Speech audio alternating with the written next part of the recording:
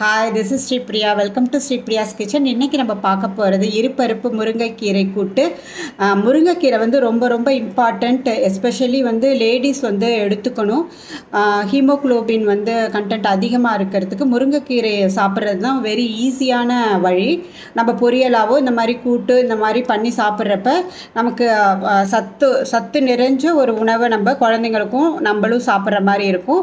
இது ரொம்ப ஈஸியாக ப்ரெஷர் குக்கரில் ஒரு விசிலில் பண்ணுற மாதிரி நம்ம பண்ணலாம். வாங்க எப்படி பண்ணலான்னு பார்க்கலாம்.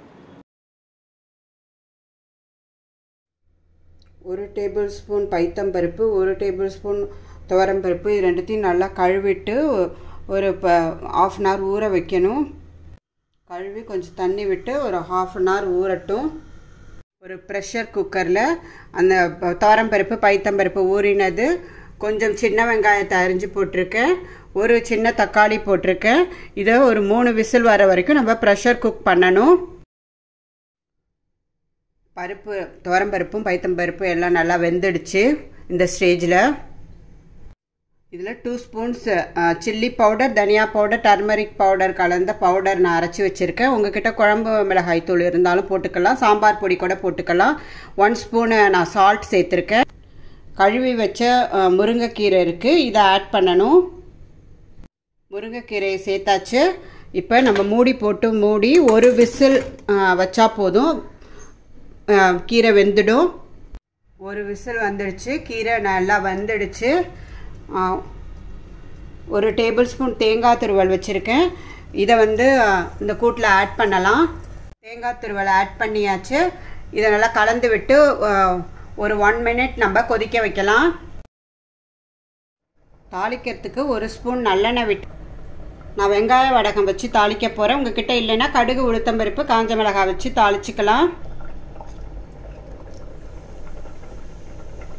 இது பொரிஞ்சோன்னே நம்ம ஆஃப் பண்ணிடலாம். நல்லா ஒரு நிமிஷமாக இந்த கீரை கூட்டு கொதிச்சிட்ருக்கு. இந்த ஸ்டேஜில் நம்ம தாளிப்பு விட்டுடலாம். நான் வடகம் தாளிச்சிருக்கேன், நீங்கள் கடுகு, காஞ்ச மிளகாய், உளுத்தம்பருப்பு தாளிச்சிக்கலாம். இப்போ இது ஒரு கொதி வந்தோன்னே நம்ம இறக்கிடலாம். கீரை கூட்டு, முருங்கைக்கீரை கூட்டு ரெடி. இதை நம்ம வேற ஒரு பாத்திரத்துக்கு ட்ரான்ஸ்ஃபர் பண்ணலாம்.